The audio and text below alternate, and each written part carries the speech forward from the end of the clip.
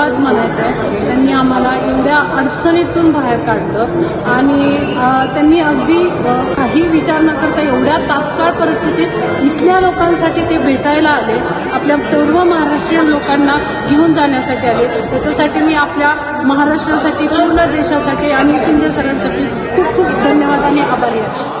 पण महाराष्ट्राच्या लोकांसाठी आपले महाराष्ट्राचे खरंच साहेब आले त्याचा आम्हाला खूप मोठी गोष्ट आहे.